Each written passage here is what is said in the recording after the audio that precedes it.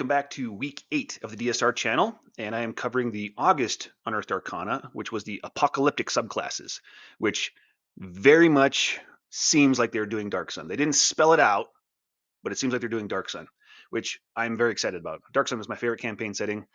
And real quick, though, we finished week 7 at 325. Amazing. The goal was 200, so just blew that away. I'm trying to get to 500 this week. Might as well go for big stretch goals. And in order to help that, I'm going to do a second video today, finish off the August UA, and get back to skirmisher builds and weapon tactics tomorrow. So first up, these are the designer's notes on the Defiled Sorcerer subclass. The Defiled Sorcerer subclass for the Sorcerer is all about siphoning life energy from yourself and the world around you to fuel your magic. There are a lot of ways that you can represent life energy as a game mechanic, and we wanted to use this subclass as an opportunity to explore alternate uses and different approaches to one such mechanic, hit point dice. A sorcerer with Defiled Sorcery subclass can expend their own hit dice to increase the damage of their spells they cast. Especially ambitious sorcerers can even attempt to drain life from another creature using that creature's hit dice in place of their own. To help mitigate the potential loss of healing capability with the sorcerer expending hit dice to power their spells rather than to heal, we gave this sorcerer some fun defensive and battlefield control abilities as well to increase the sorcerer's survivability. And the intro for the subclass in the text of the UA, Defiled Sorcery, the sorcerer subclass, siphon life into catastrophic spells. Dramatic. Your innate power siphons life essence from the surrounding world. At your command, creatures grow sick and plants wither to husks. You draw power from the corruption of life itself, draining vitality to fuel destructive magic. So, and you can't see the dragon on image very well right now, but the interesting thing here, I'm going to get to that. The interesting thing here is that preservers and defilers in second edition lore of Dark Sun were exclusively wizards.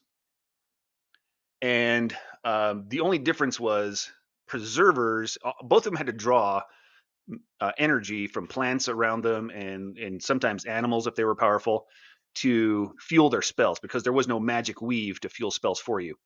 And so they had to draw on life energy around them, plant life, animal life if you were really powerful. And if you were the most powerful, defilers, very, very like epic level defiler scions could turn themselves into dragons. There was no natural born species of dragons in the world. The only way dragons existed was high level wizard defiler scions turned themselves into a dragon.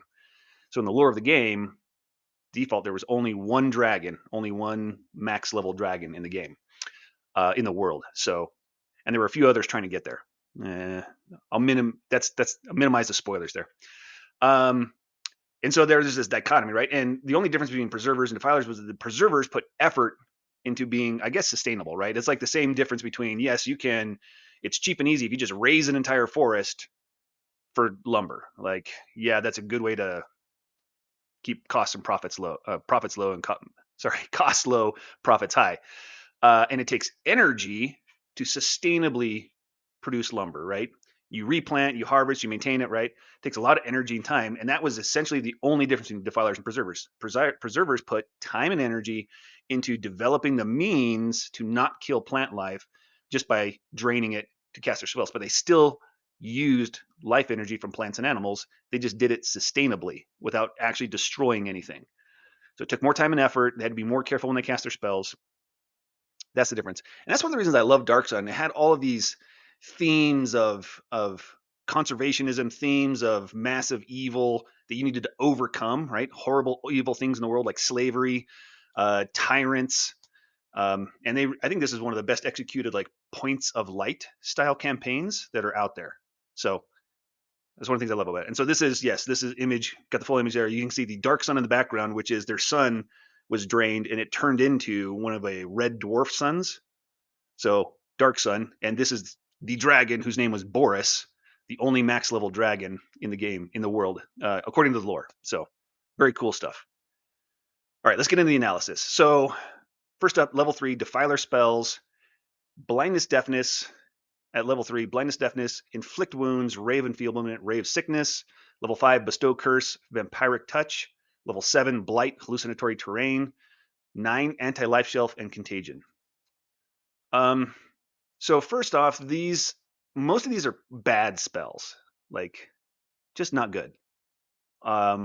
even if you have them prepared for free, most of the time you wouldn't want to cast most of these anyway.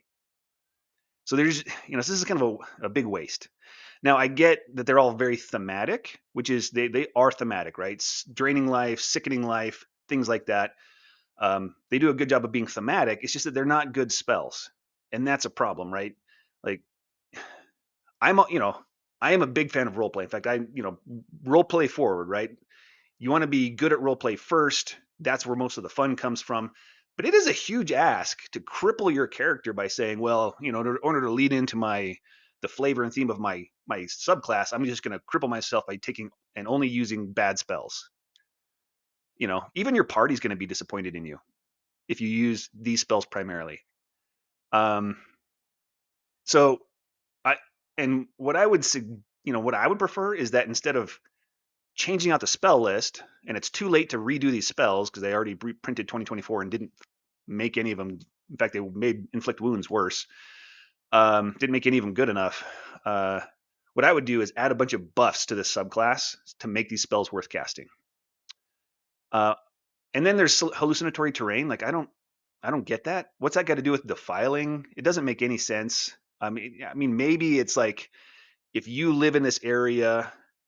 This was a common thing for defilers in second edition lore. They had to be really careful because the tyrants who ruled each city state preached to the masses that wizards were responsible for the destruction of the world, which is kind of true but twisted.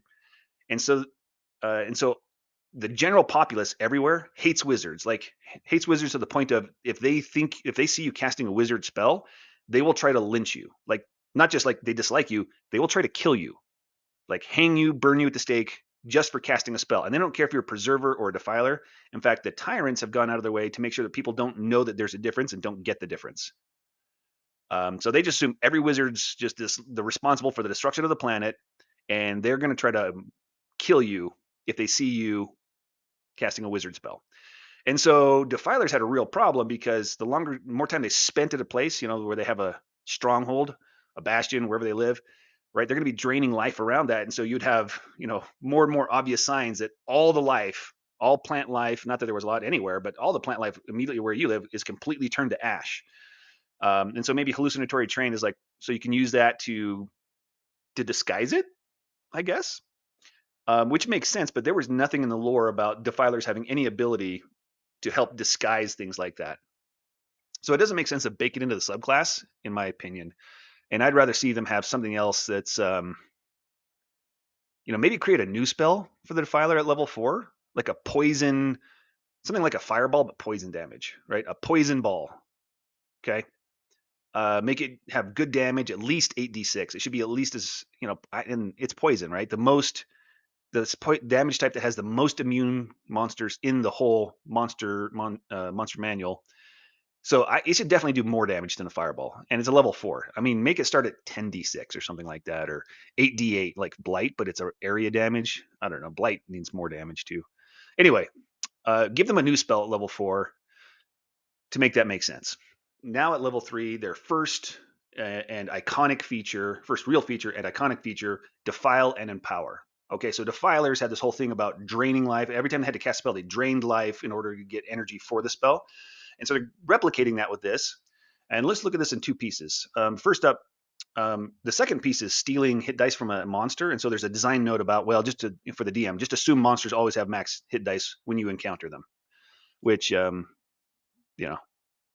makes sense, I guess. It also means this is kind of a meaningless mechanic, which means you're never going to be able to drain enough hit dice that the monster is going to run out unless it's a very low level monster. Anyway, let's break this down into two parts. The first part is you can spend your own hit dice up to a number equal to half the spell level that you're casting in order to and add that to the damage roll, half the level rounded up. So if you're casting a fireball, which you can't at level 3, let's say you're level 5, you're casting a fireball, you can expend 2 of your hit dice, roll them, and add to the fireball's damage. By the way, yes, I would use this on a fireball. I would not use this with your spells you got from your Defiler spell list. Like, those are all single target and poor damage. I would not do this on a single target spell.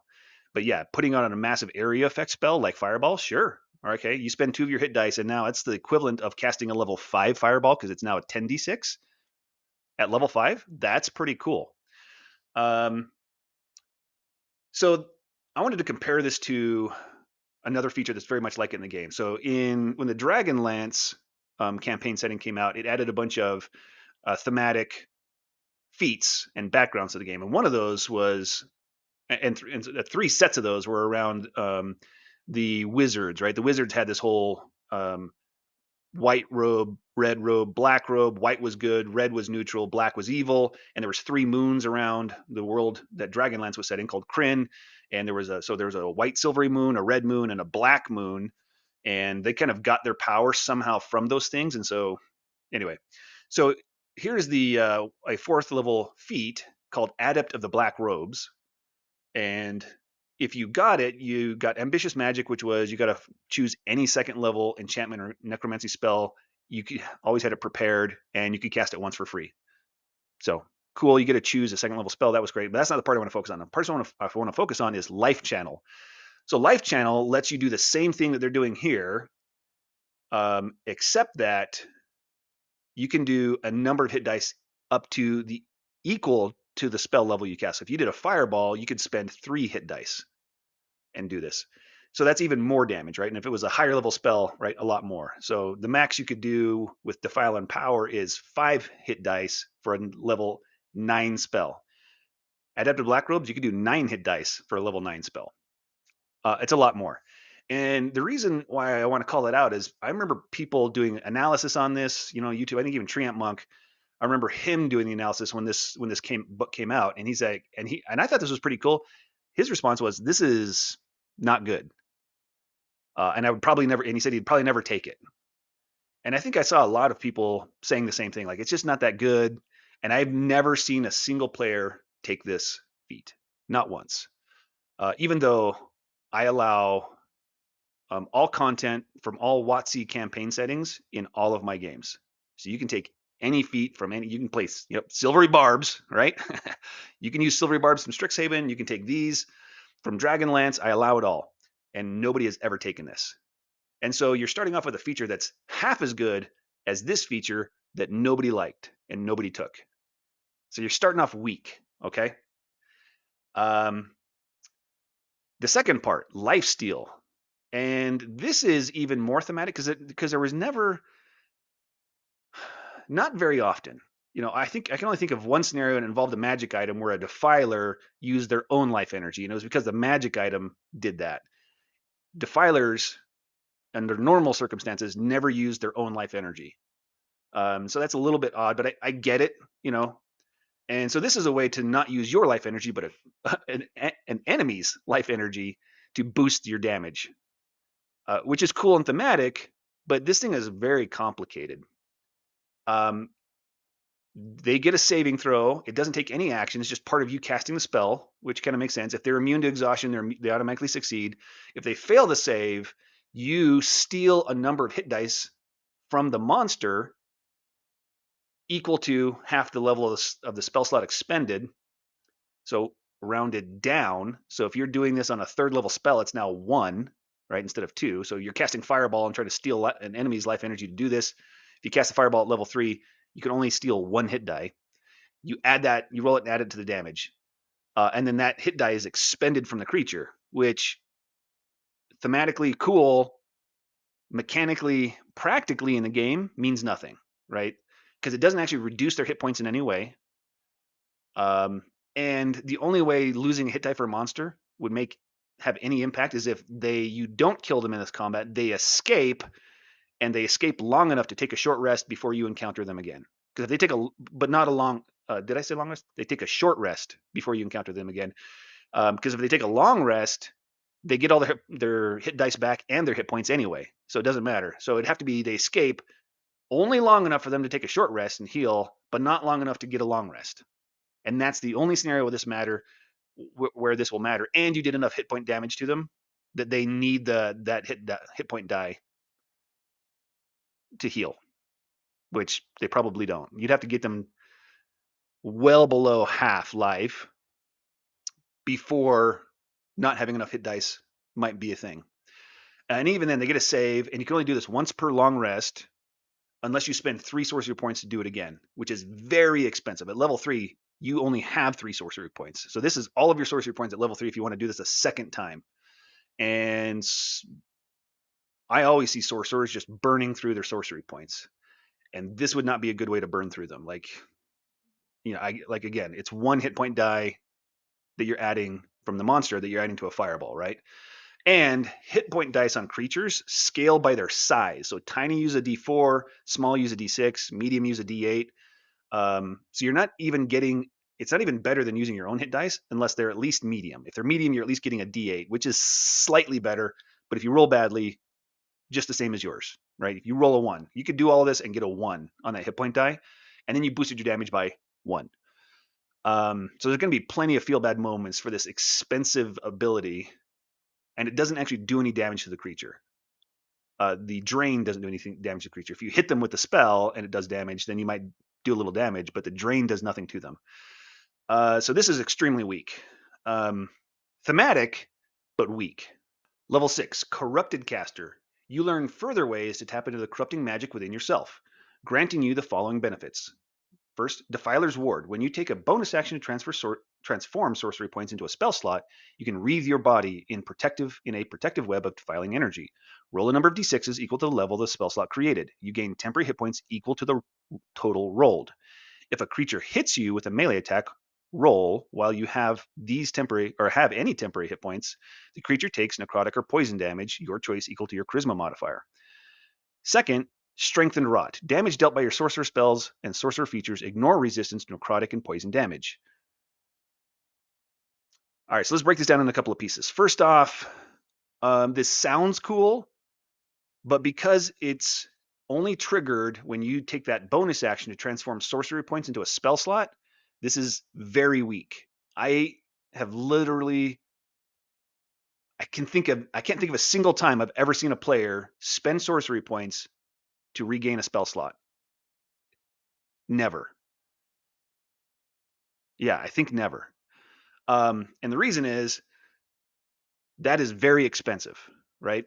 And sorcerers are always using their sorcery points on meta magic, and they just burn through that really fast. Low level sorcerers, even high level sorcerers, I've seen just burn through those. They're doing, twin spells and quicken spells and empowered spells. They're doing that all over the place, and they're just burning through those. Okay. So here's the table of creating a spell slot using your sorcery points. You're level 6, so your highest level spell slot is 3. And to create a third level spell slot, you'd have to spend 5 sorcery points, which is 5 out of 6 that you have for the whole day. That's it. You just burned all but 1 sorcery point on just creating a single third level spell slot. And what do you get for that with this feature? You get 3d6s that you would roll. So somewhere between 3 and 18, but most likely 10 or 11 temporary hit points, which is worse on average than just casting False Life on yourself. Right? False Life costs no sorcery points, a single first level spell slot, and you get the same amount. 10 and a half would be the average. But you're guaranteed to get at least 9 because it's 8 plus 1d4, right? So you get at least 9. The average is equal, but on average, you're probably going to have more temporary hit points from False Life than you would get from this. And this burned all of your sorcery points to do it, all but 1. Okay, and you have this additional rider, which is if a creature hits you with a melee attack roll while you have temporary hit points. So I guess there's a little bit of a gotcha there, as you heard me reemphasize that. So it doesn't have to be these temporary hit points. So if you start this and then you get hit, but don't lose all your temporary hit points, then you could cast False Life to re-up your temporary hit points and keep this going. That helps it a little, but still it's a melee attack roll, right?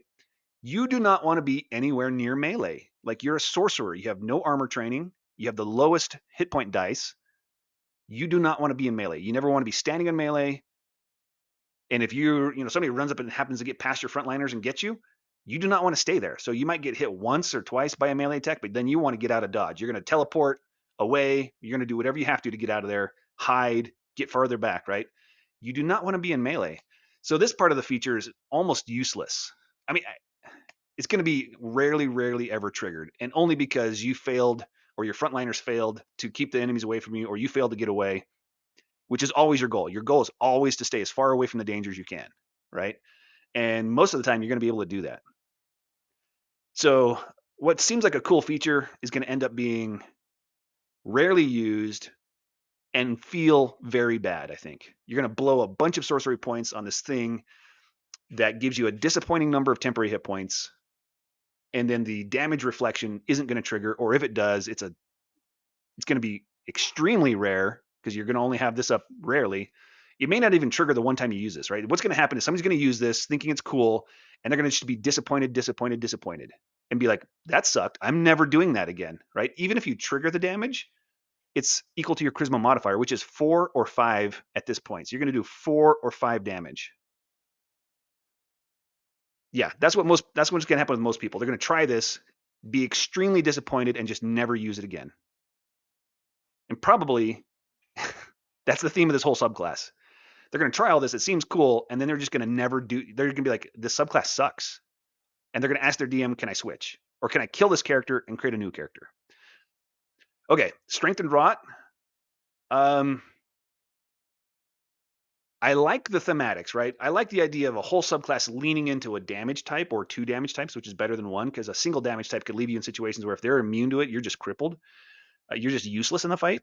Okay, but so leaning into a couple of damage types, I love it. Necrotic and poison, thematic, right? Anti-life kind of stuff. Here's the problem. Necrotic resistance is decent. There's a lot of monsters that are resistant to necrotic, so that's pretty good. Poison, though, there are not that many creatures that are resistant to poison. There are a lot of creatures immune to poison. So there are a lot of chances where this isn't going to help you because it doesn't do anything against poison immunity. And necrotic and poison damage spells are all subpar damage dealing spells. Some of them have rider effects like debuffs, and those are the only things that really help them to be something like, well, I'm going to do subpar damage, but at least I'm adding a control effect. But a lot of the necrotic and poison damage spells don't even have riders, and so they're just subpar damage on a subpar damage type. Why would you ever do that? I think they need to really buff this. Like, add a clause that says if the creature is immune to poison damage, they're treated as being resistant instead. And I would give it a damage buff. Whenever you cast or deal damage, cast a sorcerer spell or use a sorcerer feature that deals necrotic or poison damage, add your charisma modifier to the damage. Just straight up all the time. And even then, I'm not sure that's enough. Level 14, Withering Aura. When you use your innate sorcery, an aura of defiling magic fills a 15-foot emanation originating from you while your innate sorcery is active, granting you the following additional benefits. First, Defiling Shroud. When an enemy within the aura hits you with an attack roll, you can reduce that attack's total damage against you. The reduction equals your charisma modifier. Second, Essence Siphon. When an enemy dies within the aura, you regain 1d4 sorcery points. Once you use this benefit, you can't regain sorcery points in this way until you use innate sorcery again. All right, let's break this one down.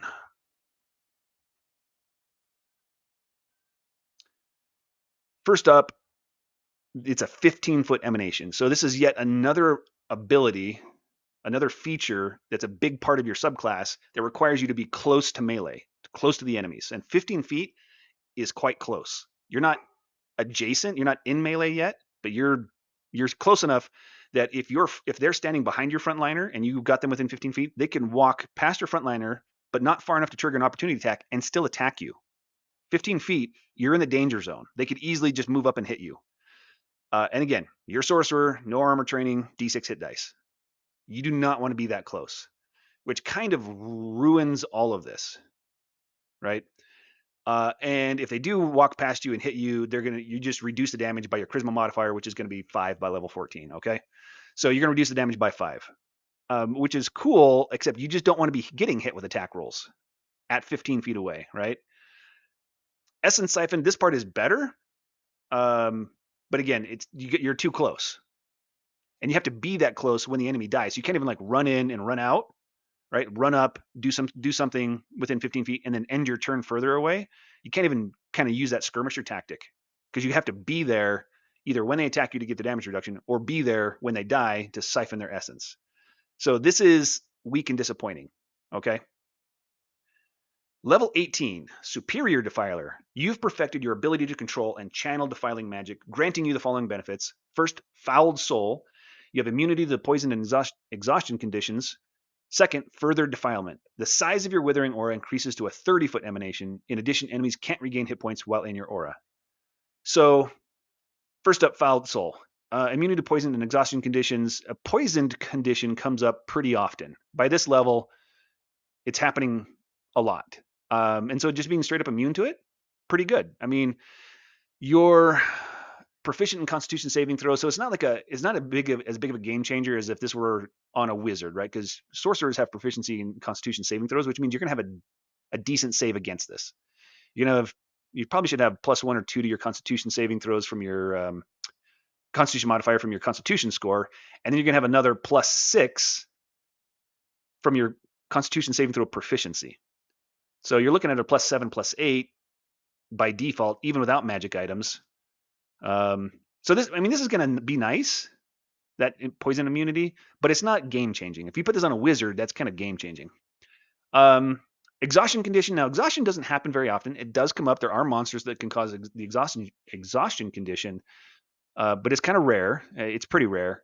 But when it happens, it is crippling because you can't just get rid of it. You got to cast Greater Restoration, which hopefully your healer in the party does have, to get rid of it, to get rid of one level of it. So being immune to that, that's nice too. So both of those are nice. That's not quite enough on its own to be like a great level 18 capstone feature. Further defilement, though, increasing the aura size to a 30, that kind of fixes everything that was wrong with the level 14 ability, right? 30 feet is plenty of space to have the enemies within range of the aura and you not be within the danger zone. Like it really needs to be at least 20 feet. You got to have 20 feet of range in order to not be in the danger zone like that. And that's only if the creatures don't have reach. So 30 feet suddenly takes the level 14 feature from kind of garbage, in my opinion, to it's actually pretty good now. And then it adds the addition of they can't regain hit points, which is nice, right? There are plenty of monsters that regenerate. There are monsters that can cast heal spells. So that's nice and very thematic. So this is the first time when I think that they finally get a feature that's like good. Yeah, this is good. But you do not want to go 18 levels before you're like, oh, now my subclass is pretty cool. So overall, thumbs up. Love the flavor. I love the creativity with the new ideas and using monster hit dice. It's a thumbs down for mechanical power. This is weak. Weak overall. You're going to be disappointed after disappointed after disappointed all of your levels until 18, unless you multi-class, right? If you multi-class this with some kind of like, I don't know, you start level 1 as a paladin, so you've got heavy armor training, you've got a bigger hit die to start with, or do it later and then you get medium armor. You're going to do an armor dip, so you get all the armor training, and you're kind of building this whole thing around being a frontliner. Then this will work pretty well. But I think that's bad design. A subclass should not need you to multi-class to be good. And that's the only way this one's good. Or you just get to level 18, right? If you just start, playing a level 20 one shot or something like that, or level 18 plus one shot, and you start there, this is going to feel pretty good. It's going to be great. If you place in a campaign from 1 up, you're going to just be hating life, constantly disappointed and feeling like your character sucks. And to get to level 18, that's like a year of playing the campaign, right? If your DM is generous with XP and leveling like I am, like I'm pretty generous, and it'll take you like a year to get to level 18.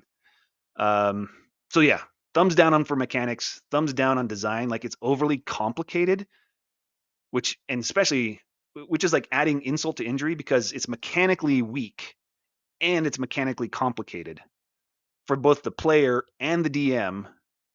And then it just, if at least it was like, wow, this is super powerful, at least then there'd be a payoff, but there's not. It's not. It's weak and mechanically complicated. So don't throw this away. Try again. I love the flavor and design and the creative ideas. Give it another pass. Hopefully we'll see this again where they've improved it and kind of streamline it. I think they should narrow it down. It's kind of like this weird grab bag of a bunch of different mechanics that they threw together, and none of them synergize with each other except the level 14 and 18 ability, which isn't really synergizing with each other. It's like the level 18 is just the only thing that finally makes the level 14 ability good. The rest of it just doesn't synergize in any way, right? You're a sorcerer. You don't want to be in melee. You don't want to be close. I think they should zero in on like the life drain feature, maybe make it like a bonus action that you can always do. You can always try it. They always get a save. And if they fail, you steal a hit die it rolls and they take that damage in necrotic damage or poison, maybe let you choose. So they take that damage right then. It restores one of your hit dice, and you cannot directly spend their hit dice. You just always spend your own hit dice to boost your spells and raise that limit to be number of your own hit dice equal to the level, the spell level. So just raise that to be the same as the Adept of the Black Robes. So you can do more damage with it. You're going to spend more of your hit dice faster, but then you're always trying to drain life to get it back, which is how defiling more worked. They were always trying to drain life from creatures.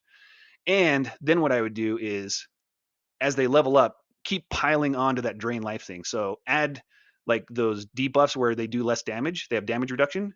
If they fail their save against that, that creature has that damage reduction until the end of their next turn, or till the start of your next turn, something like that. And maybe give them disadvantage on their next attack, right? As they level up, just keep adding, piling on debuffs to that life drain. Maybe increase the size of it at some point to maybe 2 hit dice, something like that at higher levels. Increase the range of it as they go up in level. Yeah, I would kind of go all in on that. Okay, well, thanks for watching. I hope you are enjoying Dark Sun as much as I am, and at least you like the idea of additional class subclass options. So, and I'll catch you next time.